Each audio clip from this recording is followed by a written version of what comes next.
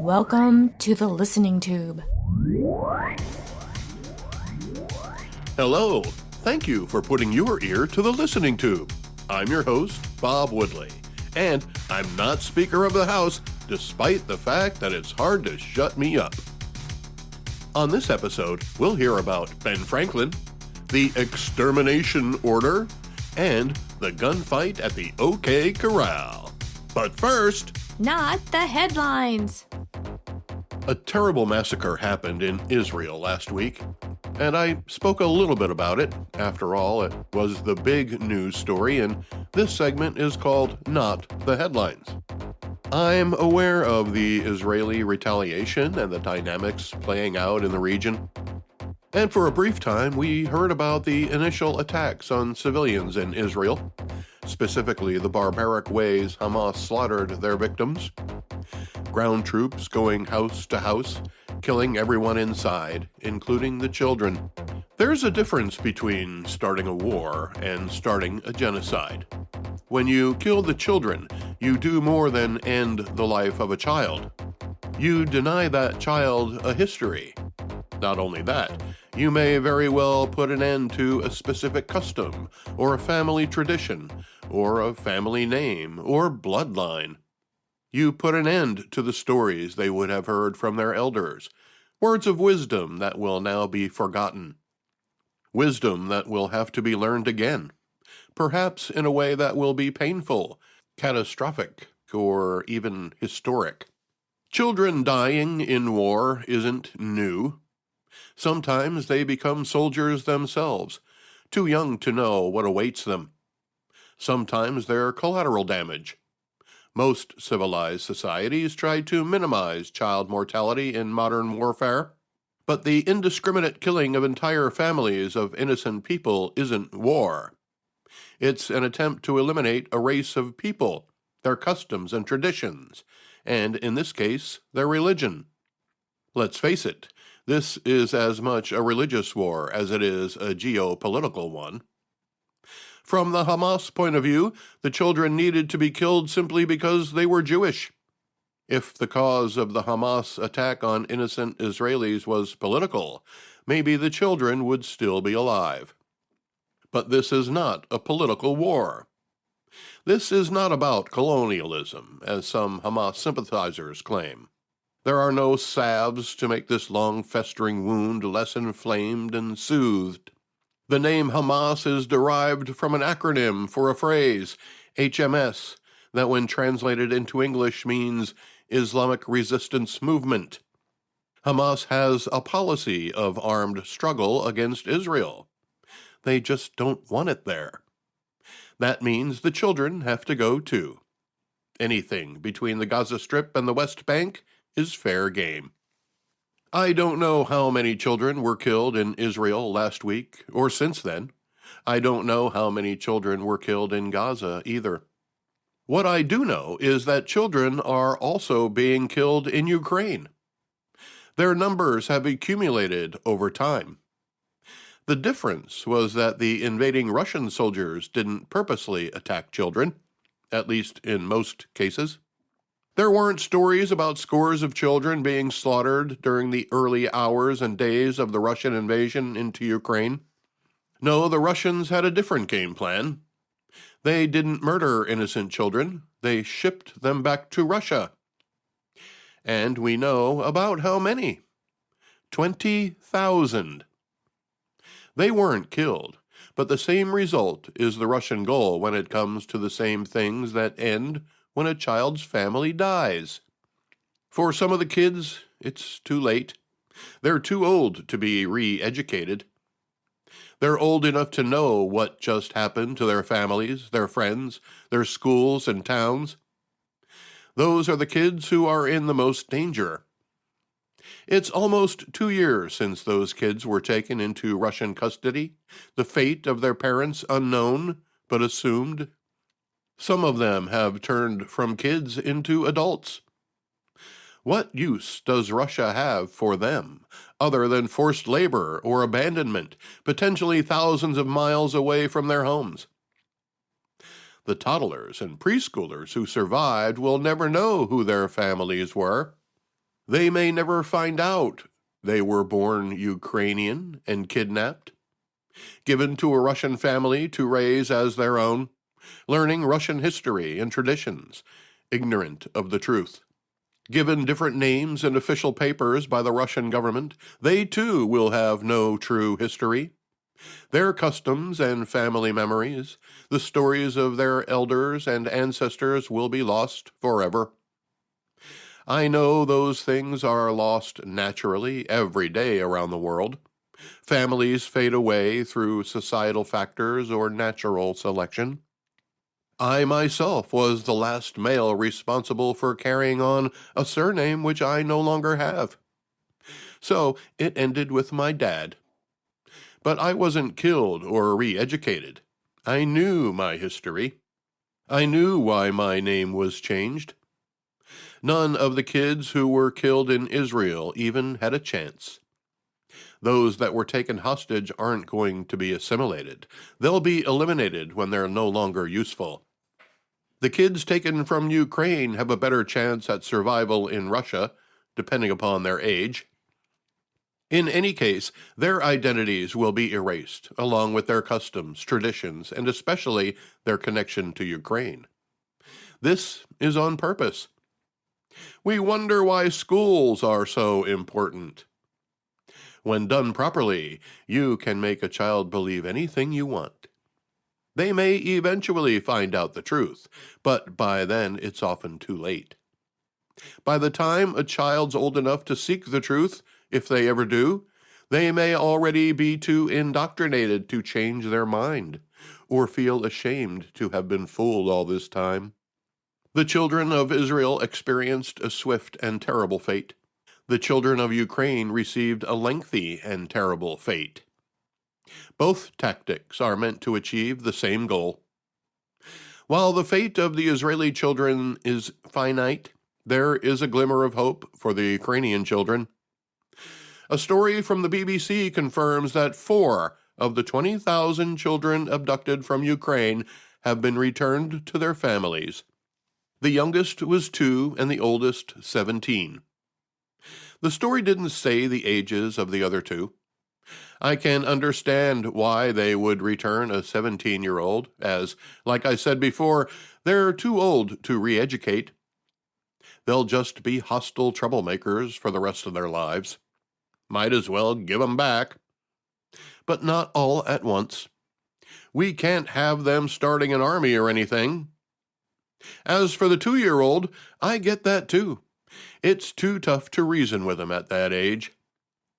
No matter how many times you try to get them to say Putin, all they say is poopin'. Yes, definitely send that one back.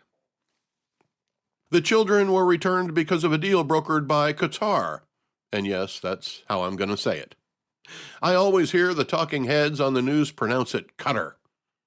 They put the accent on the wrong syllable, if you ask me. Anyway, none of the children were allowed to go directly from Russia back to Ukraine. Another way Russia will try to cover its tracks, literally. Overall, about 400 of the 20,000 Ukrainian children have been returned to their families, the last 4 with the help of Qatar.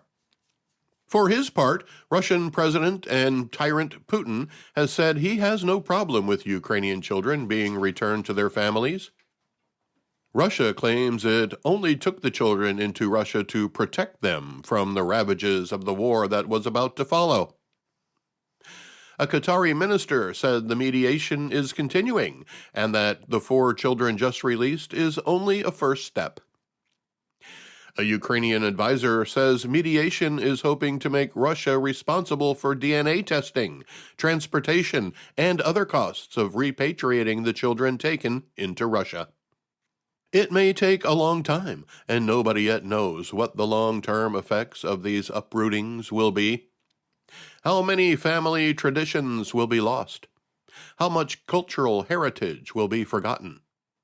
How many of those children have become adults since the Russian invasion, and what happened to them? These are all things that need to be taken into consideration.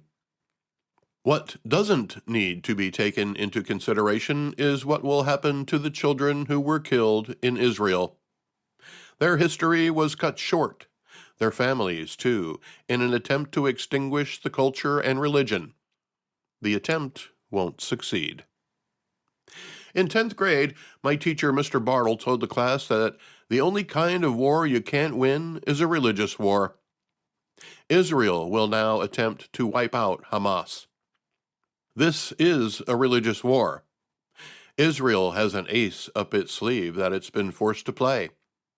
Hamas is a small faction of a much larger religion. Does Hamas have enough support from other Muslims to come to its aid? Will it get support from other Muslim countries? So far, the answer is no. Egypt is resisting opening the only land route from Gaza to another Islamic country. No other Islamic countries are stepping up to take in the million Palestinians who were warned by Israel to evacuate the northern half of the Gaza Strip for their own safety. The Abraham Accords, a late-term accomplishment of the Trump administration, changed the dynamic of relations in the Middle East, resulting in fewer Muslim countries willing to jump into a battle with Israel. At the same time, Hamas has less regional support. Perhaps it is because of the barbaric methods employed by Hamas in the attack on innocent Israeli men, women, and children, on grandparents and passers-by, concert-goers, and peaceniks. I'm not saying Russia set a good example by only abducting the children in the opening act of an invasion. Maybe some of those children can grow up in an otherwise normal way at some point, but the children slain in Israel will never have that chance. All is not fair in love and war. In other not the headlines, Ford plans to close a plant where electric trucks are built, but not because of the United Auto Workers strike. It's because they're not selling. The push for electric vehicles may once again be waning, as it has several times throughout the history of automobiles. But unlike the previous incarnations, today's electric vehicles don't have to be replaced by gasoline-powered ones. Buses and cars operate on natural gas, which still pisses off some environmentalists. We can still push the car, but then you also need someone to steer it. Another option is hydrogen. It's the most common element in the universe. That doesn't mean it's just floating around for us to squirt into our cars, but it certainly is plentiful. Who knows, maybe someday we'll be able to import it from other worlds. You know, we could send NASA to get another tank of hydrogen in case anybody wants to go anywhere. By then, we might live our entire lives remotely. But until then, it's a good idea to find alternative sources of propulsion. As a means to that end, the Biden administration just announced a $7 billion investment into hydrogen development. It seems the electric car craze has already fizzled out.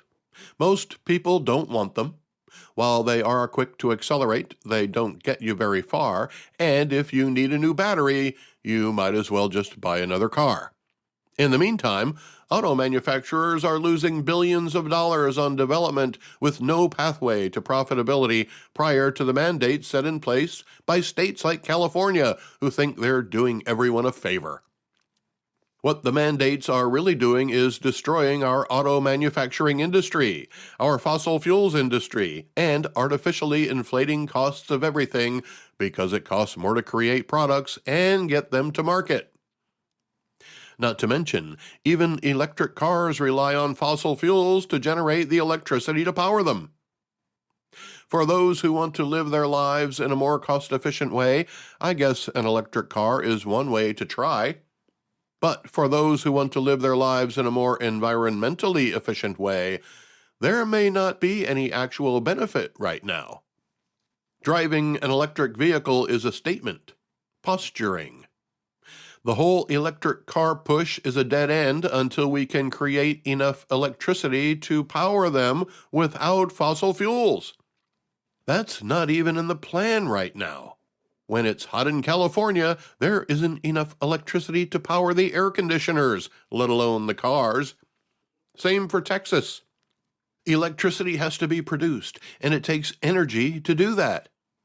Energy that pollutes through the burning of coal for power plants or natural gas. There's only so much hydroelectric opportunities. Nuclear energy, while clean to start, has the problem of waste with extended half-lives. All things considered, hydrogen might be our best bet moving forward. However, even being the most common element in the universe doesn't mean it doesn't have to be harvested, just like any other fuel source. 2/3 of all the water on the planet is hydrogen. H2O. 2 parts hydrogen and 1 part oxygen. All we have to do is separate them and put the hydrogen in one bucket and the oxygen in the other bucket. The hydrogen bucket will have to be twice as big as the oxygen bucket. Oh, and both buckets will need a lid. Otherwise, the hydrogen and oxygen will recombine and get us all wet. That wherein lies the problem. It takes energy to separate them. Most often, natural gas.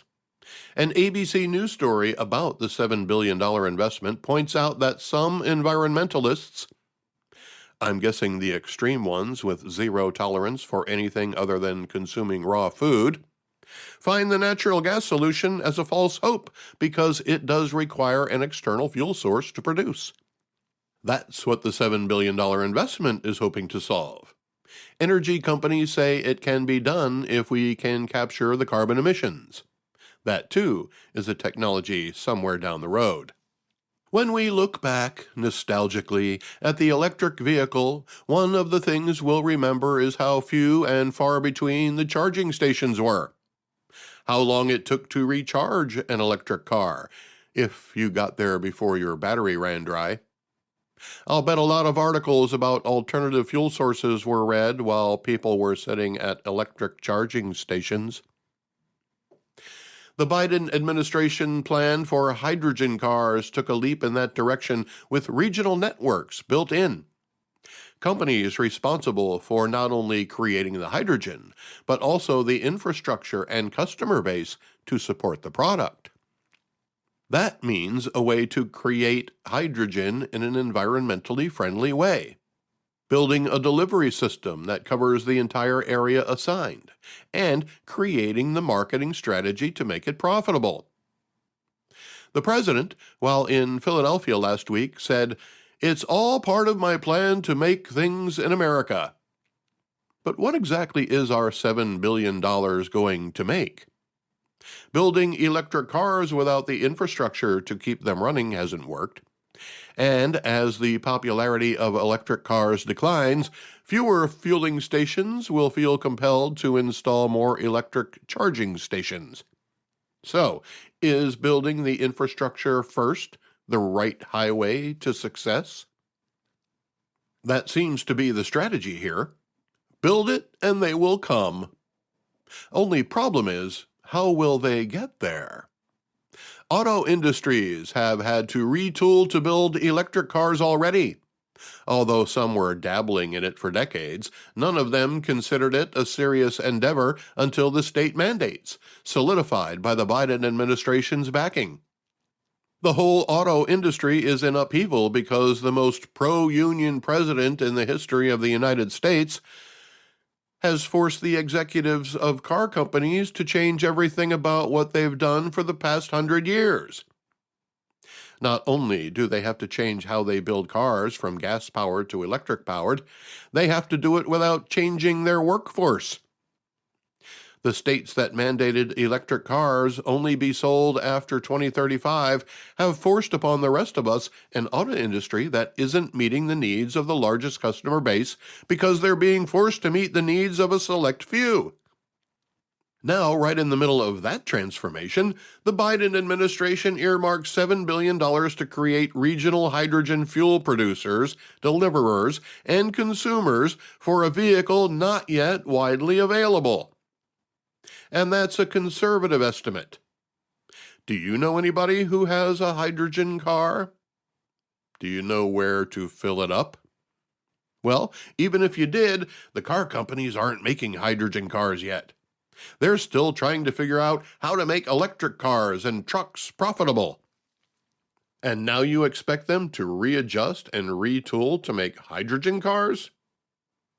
It seems the Biden administration has put forth a plan to eventually create the environment for new car companies to emerge, abandoning the legacy manufacturers like GM and Ford.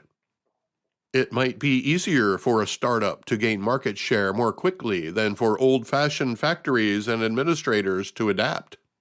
So while the old companies die off, so do the unions. At least for as long as it takes for new unions to form at the new plants. We'll see how that goes.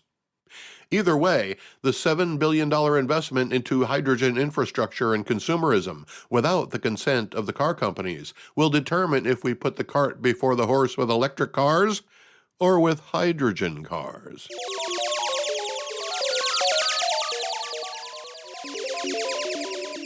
Let's go back through the listening tube for This Week in History. This week in 1776, Benjamin Franklin departs from America for France on a mission to seek French support for the American Revolution. Imagine being Ben Franklin more than 3 months after the American colonies declared independence from England, getting on a boat headed for France. With any luck, you'll come back with an army and a navy ready to help you fight the most powerful force currently in existence. You succeed, and the result is the United States of America. This week in 1795, the French Directory, a 5-man revolutionary government, is created. Less than 20 years after helping the American colonies defeat the British, the French government is supplanted by the Directory. The Directory never had much peace, as it was often at odds with other powers like Britain, Prussia, Russia, and the Ottoman Empire. The Directory did control parts of Italy, Switzerland, and Holland, which were responsible for sending treasure to France. Treasure could be cash or valuables. The French Directory stayed in power for about 4 years until Napoleon Bonaparte seized control. Many of the valuables turned over to the French Directory can still be seen on display at France's most famous museum, the Louvre. The 1800s. This week in 1838, Missouri Governor Lilburn Boggs issues the Extermination Order, which orders all Mormons to leave the state or be exterminated. This was obviously in violation of the First Amendment to the Constitution of the United States. Wikipedia quotes the governor as saying the Mormons must leave the state because of what he called their open and avowed defiance of the laws and of having made war upon the people of this state. The Mormons must be treated as enemies and must be exterminated or driven from the state if necessary for the public peace. Their outrages are beyond all description. The extermination order was in response to a speech made by a Mormon leader the previous July, which said, "We take God and all the holy angels to witness this day that we warn all men in the name of Jesus Christ to come on us no more forever. For from this hour we will bear it no more. Our rights shall no more be trampled on with impunity. The man or the set of men who attempts it does it at the expense of their lives. And that mob that comes on us to disturb us, it shall be between us and them a war of extermination. For we will follow them till the last drop of their blood is spilled, or else they will have to exterminate us. For we will carry the seat of war to their own houses and their own families, and one party or the other shall be utterly destroyed. Remember it then, all men. We will never be the aggressors. We will infringe on the rights of no people, but shall stand for our own until death. We claim our own rights and are willing that all others shall enjoy theirs. No man shall be at liberty to come into our streets to threaten us with mobs, for if he does, he shall atone for it before he leaves the place. Neither shall he be at liberty to vilify and slander any of us, for suffer it we will not in this place. The extermination order put in place by Governor Boggs was finally rescinded in 1976, 138 years later. Less than a decade after the extermination order, Governor Boggs decided to move to California. It said that his fear of the Mormons led to his departure from Missouri. He was part of a group led by a man named Bill Russell. But when Russell relinquished his role as leader of the expedition, it was Governor Boggs who took command of the trek. The members of the expedition to the West Coast didn't stay together under the leadership of Lilburn Boggs, though. While Boggs and his family eventually made it to Sonoma, California, a large part of the group had split off to go in another direction. Today, that group of expansionists who split from the original group is known as the Donner Party. This week in 1851, William Lassell discovers the moons Umbriel and Ariel orbiting Uranus. That's because Uranus has its own gravitational field. This week in 1867, 72 senators are summoned by royal proclamation to serve as the first members of the Canadian Senate. That's so typical of Canada of 150 years ago. Not enough people wanted to serve in the government, so they went around making people participate. Imagine waking up one morning at the crack of dawn only to find out you are now the representative of the people in your province. This week in 1881, the gunfight at the OK Corral takes place at Tombstone, Arizona. I have a couple of questions here. I'm going to look that up. He's going to look it up. He's really going to do it. I want the truth. You can't handle the truth. If the corral was okay, why was there a gunfight? Believe it or not, the gunfight was the result of the attempted enforcement of a concealed or open carry law. Tombstone, Arizona had a city ordinance against carrying weapons in town. A group of outlaws called the Cowboys, no relation to the Dallas Cowboys, was defying the ordinance, and the marshal, Virgil Earp, was attempting to enforce the ordinance with the help of Wyatt Earp, Doc Holliday, and others. A shootout took place, with 30 shots fired in 30 seconds. 2 of the outlaws were killed, and 2 fled. 3 of the lawmen were injured. While the gunfight is well known in American West folklore and came to be indicative of the lawlessness of the time, it wasn't actually known as the gunfight at the OK Corral until the release of the 1957 film Gunfight at the OK Corral. The 1900s. This week in 1940, Benjamin O. Davis Sr. is named the first African-American general in the United States Army. So it's been more than 80 years since the first black guy became a general in the Army. Yet here we are, still counting the tiniest of accomplishments of what are now referred to as people of color. For General Davis to reach the rank of general is a phenomenal accomplishment. It certainly rises to the level of something that should be recognized, especially considering it happened prior to the Civil Rights Movement. Just imagine what Ben Davis had to endure to reach the rank of general in what was at the time not only a man's army, but a white man's army. Anyone who reaches the rank of general deserves recognition. He earned that post. Today, too many so-called people of color are appointed to positions for the sake of being the first to get there, regardless of their credentials or ability. The current Vice President of the United States is a fine example of someone receiving a position based on the color of their skin or the ancestry they claim, rather than how well they might serve the people. Just a couple weeks ago, California Senator Dianne Feinstein passed away, and the governor promised to fill the seat with a woman of color. He didn't promise to fill the seat with the best candidate. He didn't promise to fill the seat with the most qualified person. No. He promised to fill the seat with a black woman. With complete autonomy, the governor of California could have pulled a crack whore off the street and appointed her to the Senate of the United States. I'm not saying he did, but by limiting the credentials of the appointee to female and black, it's obvious he was more concerned with the optics of the selection than the results. I find it odd that the very people who profess to be against racism are the same people who will appoint someone simply because of their skin color. That's racism.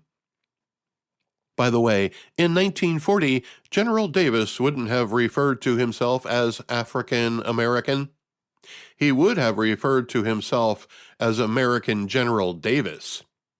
Categorically, I'm done with hearing about the first black person to do such and such, or the first woman to accomplish whatever. While the press may present it as an accomplishment, it's really just another way to separate us. Another way to point out that white men have had the most impact on history when it comes to setting the bar. Saying you're the first black person or the first Jewish person or the first woman to do something that has already been done doesn't impress anyone if it's only being pointed out to appease a select minority. Especially if you didn't earn it. Especially if you were appointed just to be the first. But being the first black general in the Army is impressive because General Davis had to earn it. Not only did he earn it, but 14 years later, in 1954, this week, his son, Benjamin O. Davis, Jr., becomes the first black general in the United States Air Force. Now that's impressive.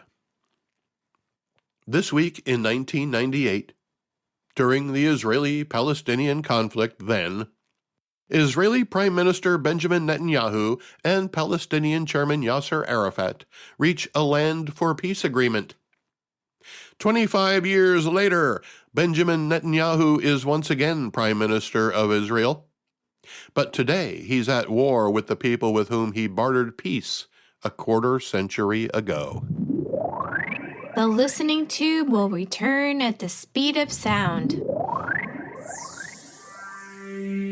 Contact the listening tube by calling 570-601-1101 or email thelisteningtube@outlook.com.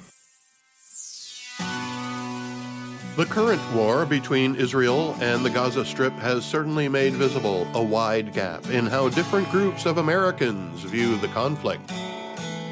While the government is steadfast behind Israel, the freedom of speech that Americans enjoy has led to opinions that have revealed allegiances we didn't expect.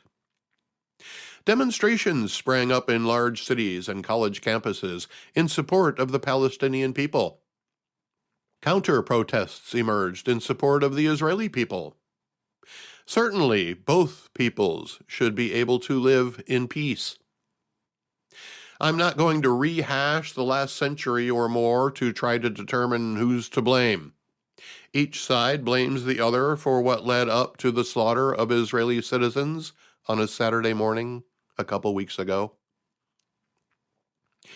Regardless of where you place the blame, an attack is an attack, and the one perpetrated by Hamas against innocent civilians of all ages is the only catalyst for what's happening in the area right now. If not for that attack, we would have never known the names or faces of the people who live there. There would be no stories of survival, of how somebody hid for more than half the day with no food or water, or lay motionless under dead bodies in order to remain undetected by the invaders. Where one might place the blame for the attack is irrelevant. It might be different if Hamas was a rogue entity within the Gaza Strip. If there was a form of government there that could be held accountable for not controlling their citizens. But Hamas is the government in the Gaza Strip. Officially, the United States doesn't recognize Hamas as a legitimate government, but it does hold Hamas fully and entirely responsible for the Gaza Strip. Hamas was supposed to be a part of the Palestinian government in conjunction with the West Bank. But Hamas refused to recognize Israel's right to exist, nor would they renounce violence. So around 2007, Hamas took responsibility for running the Gaza Strip. Did the citizens of the Gaza Strip approve? Probably not all of them. Therein lies the difference. In much the same way American people don't have a problem with Iranian people, the American government and the Iranian mullahs don't get along very well. It's okay to support the Palestinian people who don't wish anyone else any harm. The problem is their government put them in a very tenuous position. By attacking innocent civilians in Israel, knowing full well there might be hell to pay for it, Hamas has put the entire population of the Gaza Strip in the crosshairs of the Israeli Defense Force. It is impossible for Israel to distinguish between Hamas and the general population. Right now, the people of the Gaza Strip should feel lucky that the Israeli Defense Force is built to be defensive and not offensive. Otherwise, we might already be talking about this conflict in the past tense. As for now, Hamas has found itself in a fuck around and find out situation, and it looks like they're about to find out. In order to give the benefit of the doubt to the Palestinian people in Gaza who don't support Hamas, who don't want war, who don't harbor any ill will against Israel or Jewish people, the Israeli government warned them to get out of the northern third of the Strip to avoid the coming response to the terror attack. Escape routes into Egypt and humanitarian supplies coming in through Egypt from Western countries in support of fleeing Palestinians shows that the outside world cares about their safety. Hamas is the only target, but Hamas has shouldered its way into so many facets of Gaza life that it may be impossible for Israel to completely eradicate Hamas without collateral damage. So support for the Palestinian people is often translated into support for Hamas. So where do peace-loving people draw the line? Right now, that can be a tough question to answer. Surely the atrocities already carried out by Hamas are inexcusable. The attacks of 2 weeks ago can't be glossed over. What price shall be paid seems to be where there is a lot of division. There are 3 basic camps of thought: a ceasefire, equal retaliation, and a complete annihilation of Hamas. Some argue that those who want a ceasefire feel that Israel has already responded enough, that further violence won't solve anything. Some see that as letting Hamas get away with what they've done. A ceasefire now will only provide Hamas with another opportunity to rearm and reattack. Equal retaliation may work well in biblical terms, but how would that even happen? Would Hamas turn over Palestinian people to be executed? Would Israel have to wait until Hamas hosted a music festival for peace and then kill those who attended? I don't think an eye for an eye and a tooth for a tooth is going to solve the problem here. As long as Hamas is unwilling to recognize Israel's right to exist and fail to renounce violence, it seems the only option for Israel now is to eradicate Hamas, at whatever the cost. The Israeli government obviously sees the short-term investment worth the price for long-term peace. We'll see how that works out. In addition to Hamas, Iran's other proxy, Hezbollah, is now also attacking Israel, creating a second front of the war. I'm not going to suggest any solutions to the conflict. I am merely an observer. I find it interesting, though, that some members of the United States House of Representatives seem to be supporting Hamas. They aren't condemning the actions of those who invaded Israel and killed more than 1,000 innocent people. They're lumping Hamas into the group of all Palestinian people, helping them hide among the innocent, peace-loving occupants of the Gaza Strip and the West Bank. Several radical state representatives, including Rashida Tlaib, are accusing the American government of genocide because of its support of Israel. She's promoting a ceasefire that would prevent Israel from responding to the terror attack of 2 weeks ago. I realize I'm speaking about a member of the United States House of Representatives when I say this chick is whack. If this whack job Tlaib actually represents the people of her district in Minnesota, then maybe we need to redraw that district. If I were a resident of Rashida Tlaib's district in Minnesota, I would be ashamed of myself and my representative. If I were the president of a college or university where my students were protesting in support of the Palestinian people, I would make sure they knew what they were supporting, because I don't believe many of those students know why they were even protesting. Which is ironic, because they're in college. They should be learning about this stuff, but it's clear they are not.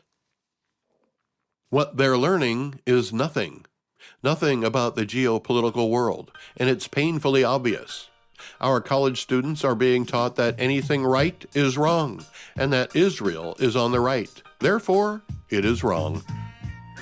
I think the question we have to ask ourselves as Americans is, when did we decide to support terrorists? When did violence become accepted as a means of making a point?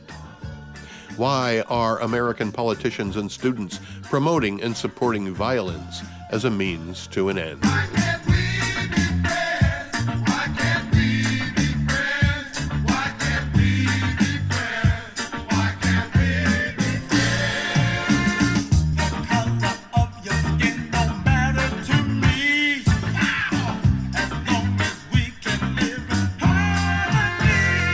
The Listening Tube is written and produced by yours truly.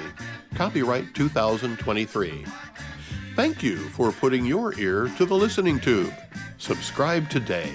I'm your host, Bob Woodley, for Thou Ad Infinitum.